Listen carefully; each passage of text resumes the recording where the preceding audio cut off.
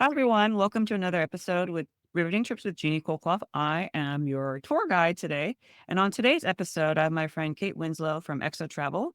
Kate is the sales manager of a DMC. A DMC is a company that a lot of travel advisors use to help their clients curate the best of what is out there, the untapped resources that you may not know about.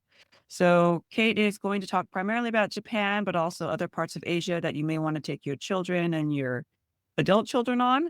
And I'm going to let her introduce herself. Hi, Kate. Welcome. Hi, how are you? My name is Kate Winslow, and like you said, I'm the sales manager for North America for Exo Travel. I am located in Connecticut, so East Coast, and happy to be here today. Thank you for hosting.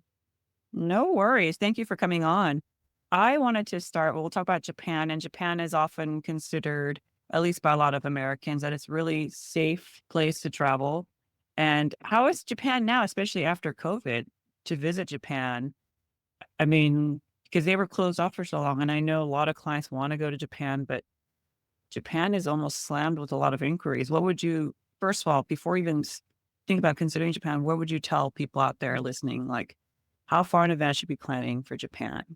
And what are the busiest sites? And maybe what are some often missed sites that you would recommend in addition or instead of some of those really more popular ones?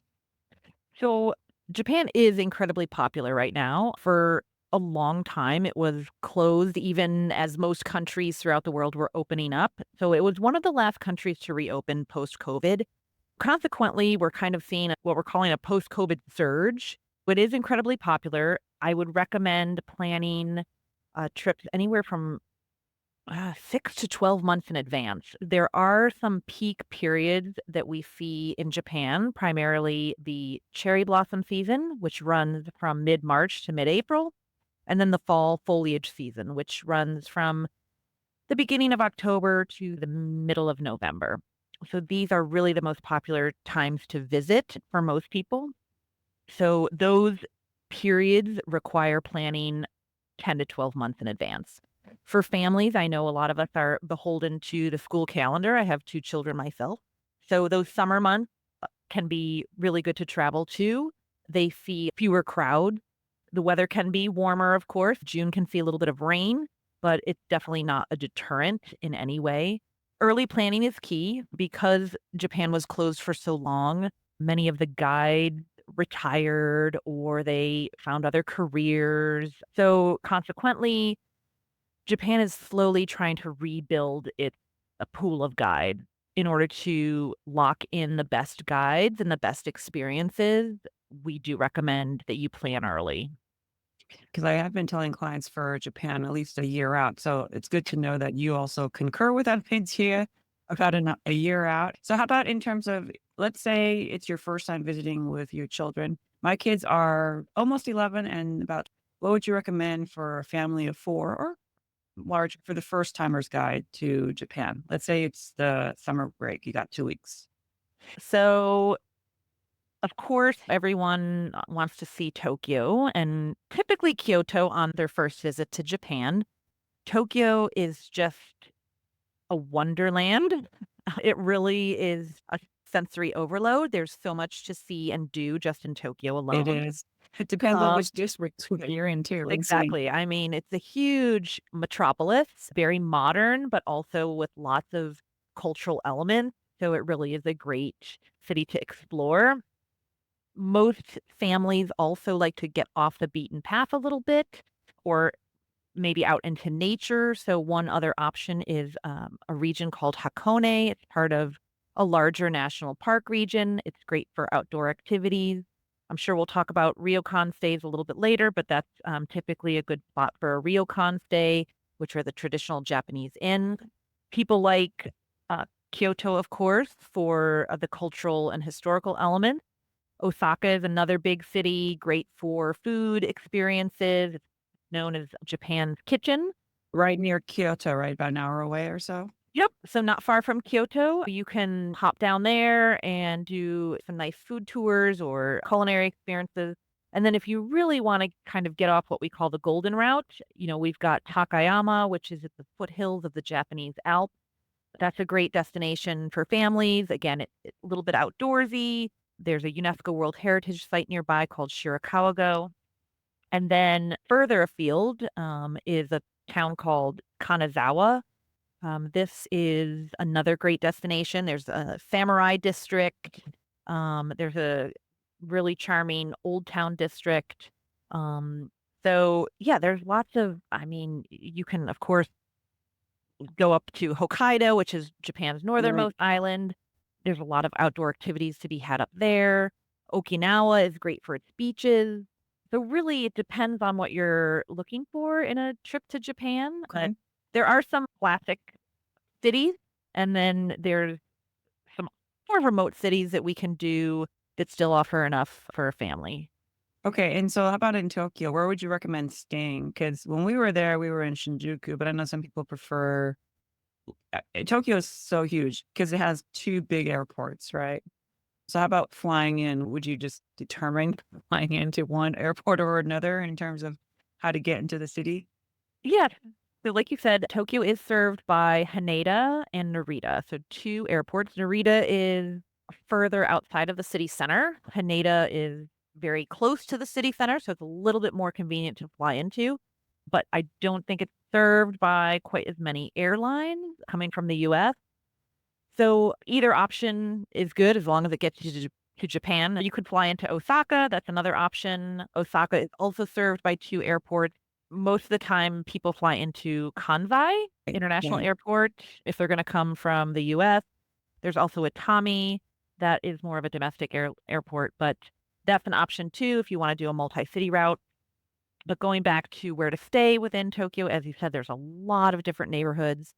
So, Shinjuku is a popular one, Ginza, Otamachi.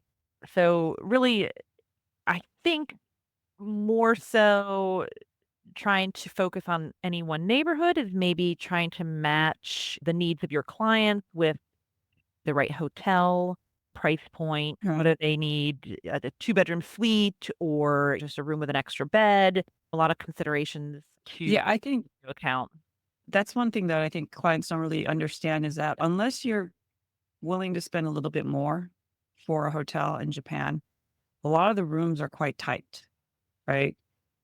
And the other thing that I recall is that in a lot of Asian countries, a family is really considered three people. So once you have that fourth person, that kid may be considered an adult, or you may have to get a second room.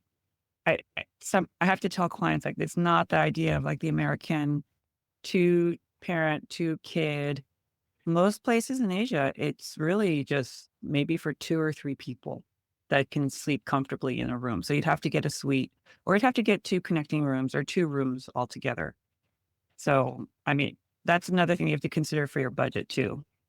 Yes, definitely. Just like in Europe, it is really difficult to find a hotel that has, that can sleep 4, even if it's 2 adults, 2 children.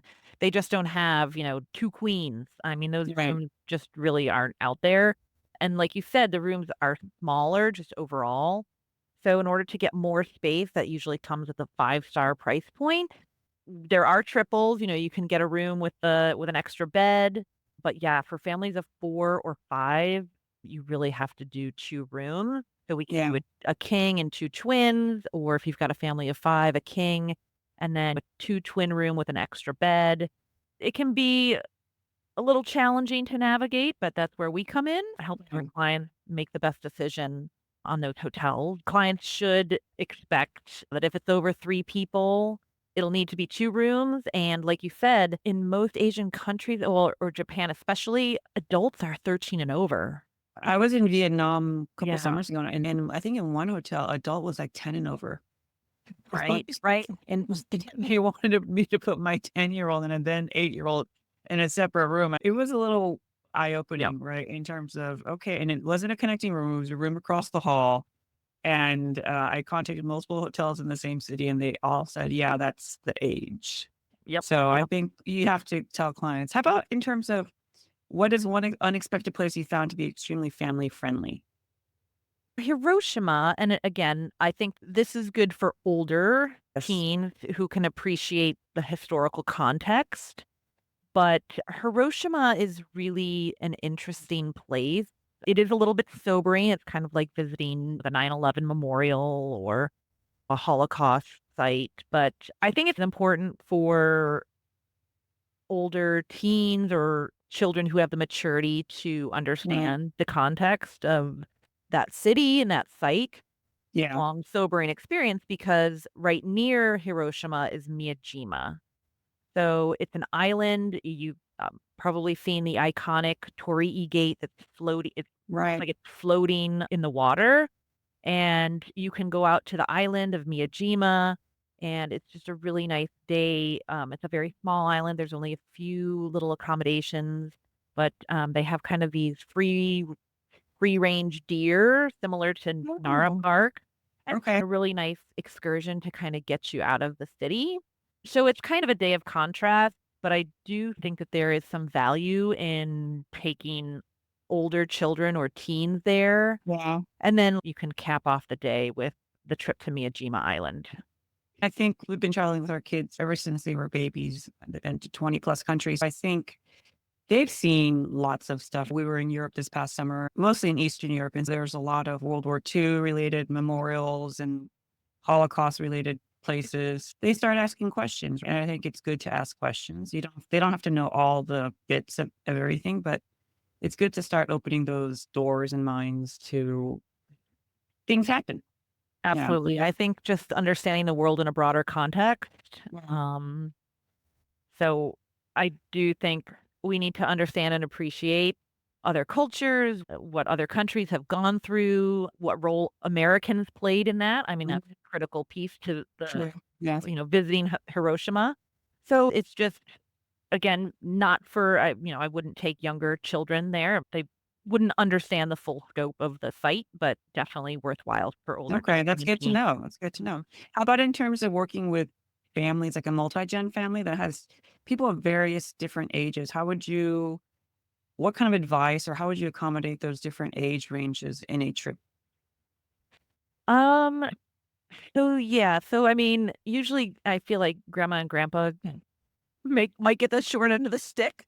'Cause generally speaking, the activities have to, if the kids aren't happy, then no one's happy. So, we would just try to balance out those activities. There are tons of stuff to be done in terms of, Team Lab Borderless and Universal Studios Japan, Tokyo Disney, and culturally immersive experiences. So, taiko drumming, we can do we actually have some great family-friendly activities like bento box making, so that's Oh, really fun. Yep, so you can learn how to make a bento box or sushi making lessons. interesting. Yep, street food tours are always fun for the whole family, and, you can be as adventurous or non-adventurous as you like, but I think, 1, there's just a social element anyway, and when Okay. everyone's eating and drinking together, but, you're walking through the city with your guide, you're stopping for small bites here and there, it's something everyone can enjoy, um, and then, of course, there's things like we do have, like, a ninja workshop, so even if grandma and grandpa don't participate, Can see it in the watch, maybe have some sake on the side. we have a rickshaw tour in Okay. Kyoto, that's fun. So we try to build in elements for everyone, but obviously they would have more of a family focus. Family. Okay. We can't do whiskey tours for mom, dad, and grandma and grandpa, and then, the kids Leave the are kids behind. Yeah, I mean, I think one of our favorite memories while we were in Tokyo was a little bit outside Tokyo, the Ghibli Museum, right? The yeah, studio tour. And those are really hard tickets to procure, right? they So I've had are. friends who haven't used a travel advisor and they tried it on their own and they can never get them.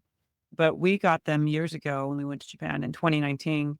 And my kids hadn't actually watched many of the Studio Ghibli movies and were not that familiar with it, but they enjoyed, and I enjoyed it too, because I didn't know too much about Studio Ghibli, but the place is magical, right? I think that if you want to go, yeah, I've never been to Tokyo Disney. I like don't go to any Disney mostly, but going to Ghibli was just I still remember that, right? As an adult who doesn't really Mhm. watch, those kinds of films, that was a magical place.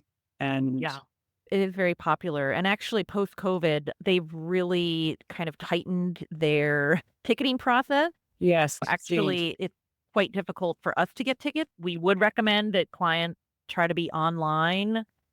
Exactly, it's almost like Taylor Swift tickets. I mean, you have to be online at exactly the moment that they open up to get those tickets, but I've heard, I haven't actually been to the studio myself, but I've heard it is quite the place. It's incredibly popular.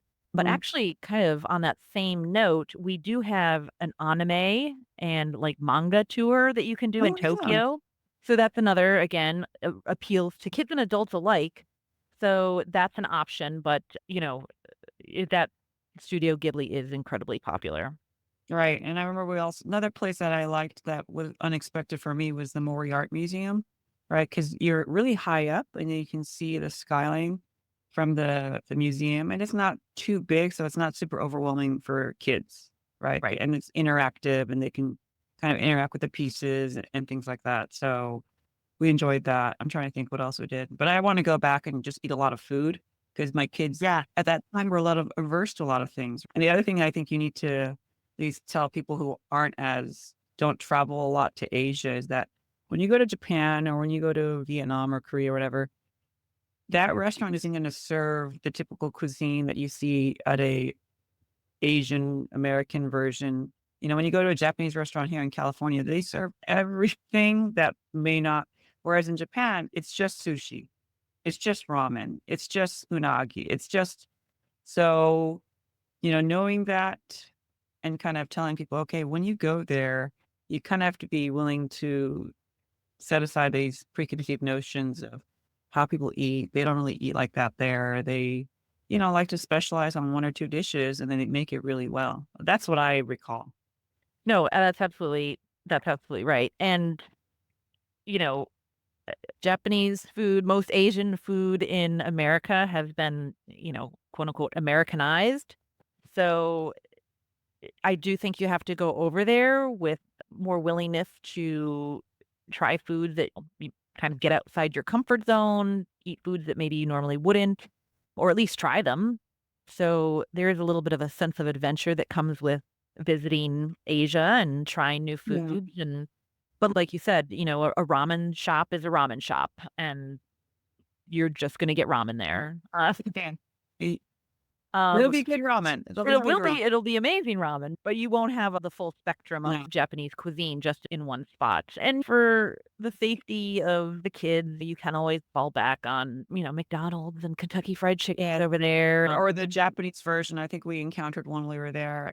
And I was Right. like, I think we have to enter it. Yep, yep. Um, So, or as I tell people sometimes, well, there's always rice. Like, yes. if all else fails, there's always rice.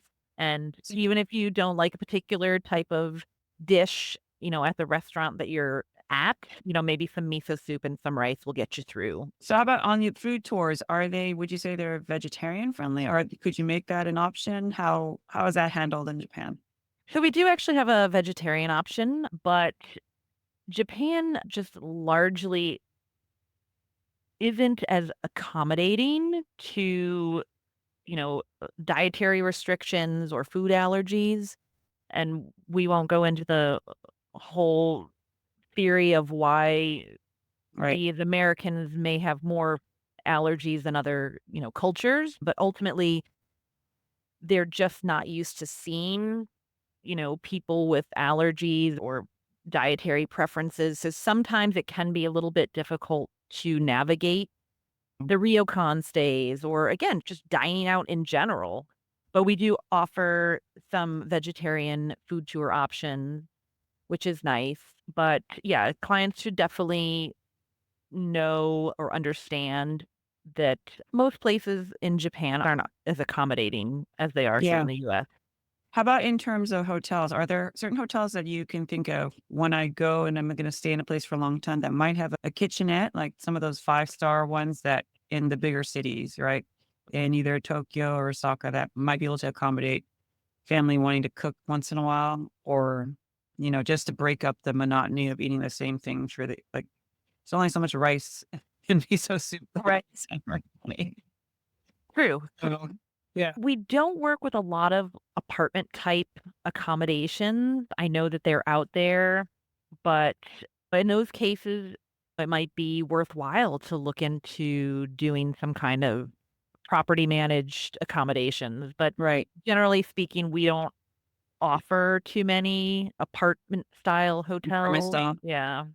So are some of your favorite hotels then? Do you have any favorite ones for families? Yeah, so for families, we do quote the Gate Hotel in Tokyo. That's more of a four-star option.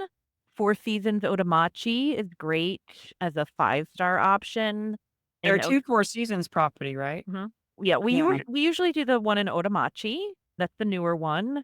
So they actually have connecting rooms, but also a two-bedroom, suite. So that worked well for families traveling at the five-star level. Um, then we also have the Capitol Hotel in Tokyo that, is a good option for families. In Kyoto, there's a Hotel Higashiyama, there's the Mitsui. So those are good options for families, and then, the different ryokans can be good options for families, because they actually typically can accommodate, Okay, more 'cause they have a than little bit more space. they actually can accommodate 4 or 5 people in a single room in what they call, family rooms. But of course, then the consideration there is the half board rate and the nightly dinner that's included and, the Right.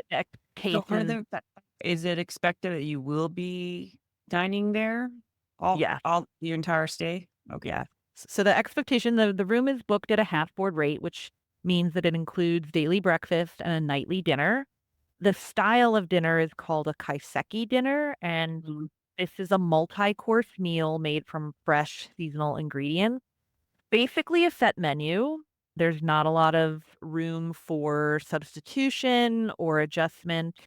The expectation is that you will dine there, so it would Okay. be very disrespectful not to or not to show up for dinner. So we usually recommend 1 to 2 nights in a ryokan, and then most people will move back to a Western style hotel Hotel, where they yeah. have the freedom to eat dinner, wherever they want, whenever they want. I Yeah. mean, that's the other thing with the ryokan is dinner will be served. Typically you have a choice, you can have it, 6 or 7 o'clock. Sometimes it's served in your room. Sometimes there's a common dining room. But again, there's not a lot of freedom there to just come and go as you please or make Okay. adjustments to the menu. How about temple stays? Are those as popular too, or are they We do have some temple stays. Mhm.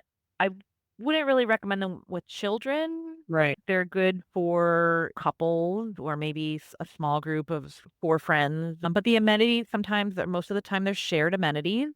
So you're not going to have a private Yeah. ensuite bathroom. Um, so it's a little bit more rustic or basic, if you Yeah. will. And I Um, think are those all mostly Buddhist, so they'd be vegetarian cuisine if the food is included? I know in, like, Vietnam and Korea, when they have a temple stay, it's usually vegan or vegetarian food, yeah. which is fine So for if you are, but if you were, like, expecting meat, it's not gonna be there. right. Yeah, I actually don't know the answer to that question if it's only vegetarian dishes that are served, but yes, the temples are Buddhist, shrines are Shinto. So if you did have a temple stay, they might adhere to, yes, more of a limited vegetarian or vegan diet. Okay. Yeah, I mean, I think that's something you can consider with older children maybe, or adult children if that's something you wanted to do, but I think most people when they're going to Japan, they want to experience lots of different ways. How about the fast train, right, from Tokyo to Osaka? Do people have to book that in advance? Can you handle that for them and the itinerary? Because I always recommend that unless you have a lot of time, fly into one city and fly out of another city, right? Do the open jaw. So fly into Tokyo and fly out of Osaka or vice versa, because you don't really want to waste time going back to your origination flight.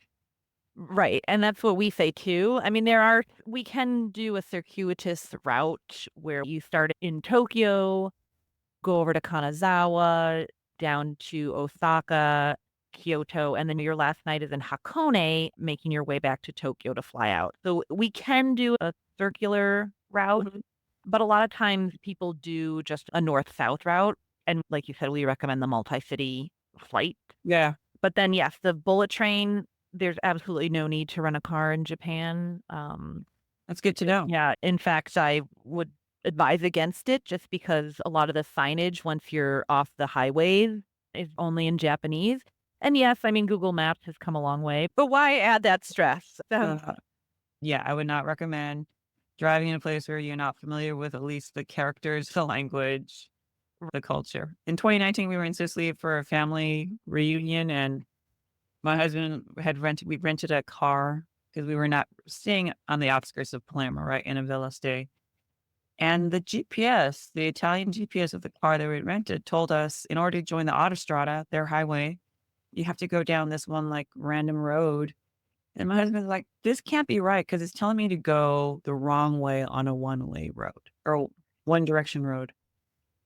And I said, look, there are 4 cars ahead of you that are doing exactly the same thing. The GPS is right. Or you just have to, roll or off, it I'll bring or them all along. yeah, or all because there are it's not us that's just doing it, right? It's 3 or 4 cars ahead of you. So, I think that was a little bit stress inducing for him because he was the driver of that trip. How about in terms of going back to Japan? What are now that, I'm not saying COVID is past, but now it's more of an endemic situation.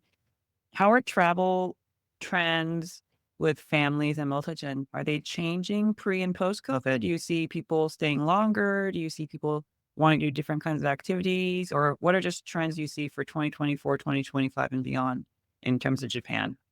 Yeah, I mean, we are seeing, yes, multi-gen or multiple families even traveling together. And then, of course, I mean, there's always going to be the couples, the Mm, honeymooners, groups of friends. But I do think that, clients, families maybe are looking a little bit, beyond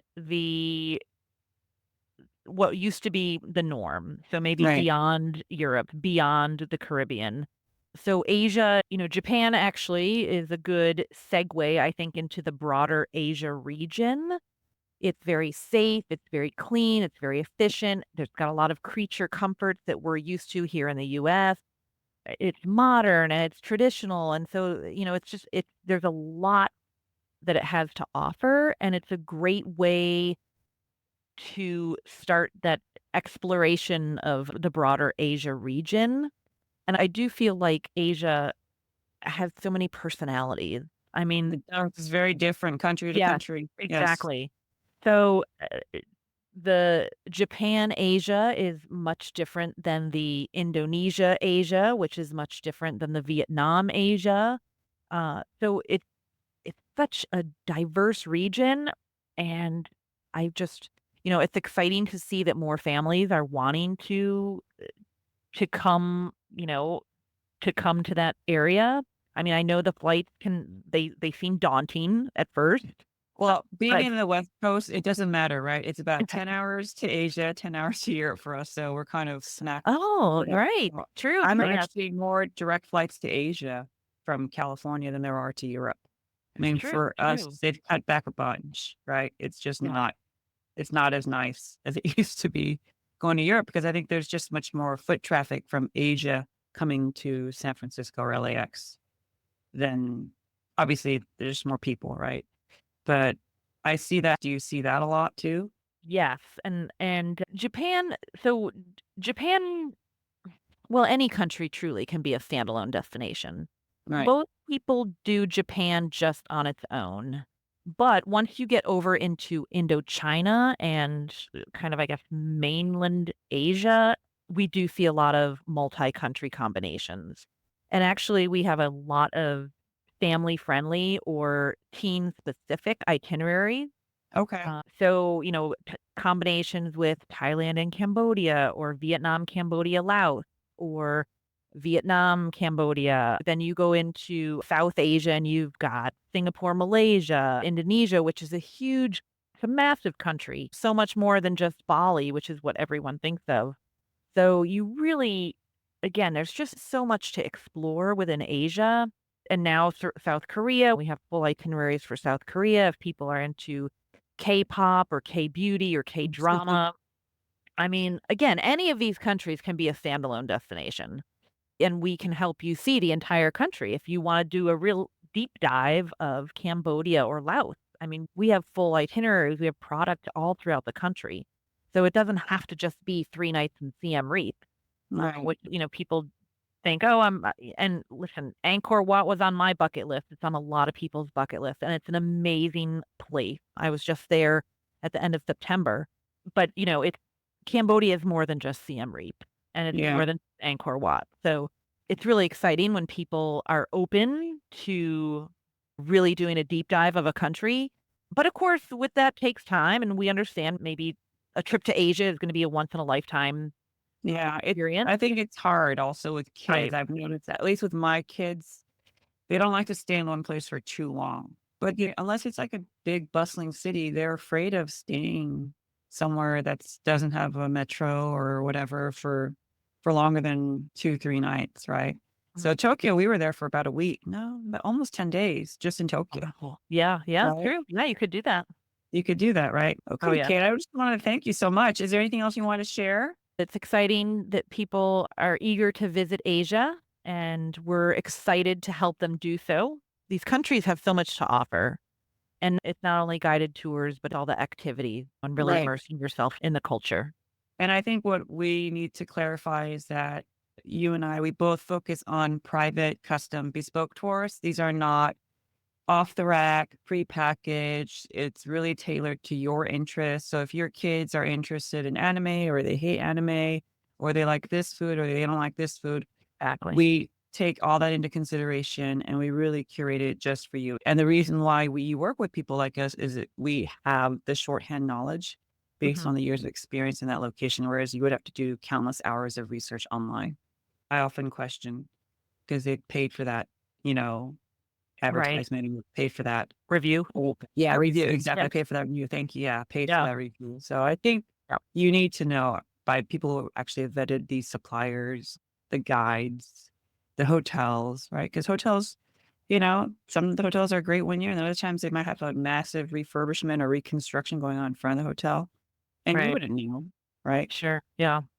And so And, I think that's why I spent a lot of my trips visiting hotels, making sure they actually still look like what they do, right? exactly, right. Yep, and that's where Yeah. we come in with our annual inspections, and we're constantly, again, testing out our products and experiences, visiting the sites. And I will say too, having a partner on the ground is invaluable, Yes. because, there's a certain comfort level, I think, with travel to Europe because most of us have learned a Romance language in high school or, there's the similarities between French and English or Italian and English or Spanish, and we can kind of piece things together. But when you go over to Asia, there's a level of exoticism that you can't replicate in Europe. And like you said, the characters are totally foreign and there's a sense of adventure that you get with I find it exhilarating when I actually have to do a little thinking on it's not so easy. I Yeah, see I like know. a little bit of a challenge, but having a partner on the ground to help you navigate, that's what's Yes. And important. having our 24/7 contact too, right? Yeah. So if you work with us, you have a contact on the ground we can call and it's real time. So I think that's also there. I do remember when we were in Japan thinking before I went, I'm like, I should probably study some Japanese. I don't know any Japanese, right? Right. Then you go there, you're like, I should have studied some Japanese, at least some basic phrases. Cause in my face, people start speaking to me in Japanese. And then I just say, I'm sorry, I don't know what you're saying. Yeah. So No, it is invaluable. Even just that guide, the guide on day 1 that can give you an overview, and that's what I love, having a guide on the first day. They tell you a little bit about the culture, about the etiquette. They give you some key phrases so that you can get around, "Please, thank you, excuse me." And then, especially if your first city is Tokyo, the guide helps you understand the train system so that if right. later on you've got an evening free at leisure, you channel that adventurous spirit and you say, I'm going to tackle the Tokyo subway system. And even if you go a stop or two, check out a new neighborhood. But now you at least kind of have the basics and you can Yes. do some of that on your own. And then, of course, just the general guiding. And then it's another thing to really understand it and Yeah. understand the significance of it, the history of it, certain symbols, just so yeah, just some of that guided touring really, really can make or break a trip, I feel. It does help. I think it does Yeah. help, especially if the guide I think for me, finding when I ask for kid-friendly guides, some people get it and some people don't get it, right? So when it's truly an awesome kid-friendly guide who just Yeah. makes it lively, that makes it all worth it, I think. It's just finding those right guides, and I can see why it takes so long, to package something in Japan right now. Because if there's a dearth of guides due to COVID. Right. Right. Yeah. So book early, book often, right? Yes, if you wanna go to All right. Japan or anywhere else, you need to book early. None of this like the day before or 2 weeks out, because 'cause you're not gonna have especially with Japan, I have clients that say, "Oh, I think I wanna go there in April." And I said, That's cherry blossom season, right?" So then I have to kind of dissuade them and tell them, "You might wanna plan for April of the following year if you really wanna go then, Exactly. because most of that stuff is probably already all booked." So, Yep. Earlier the better for sure. okay, Kate, thank you so much for coming on. Well, thank you, Hope Jeanie. It was great. Hope everybody enjoyed this episode. If you like what you heard, please contact us. The information is all below, and let us help you plan your next trip. Ciao, ciao, everybody. Bye bye.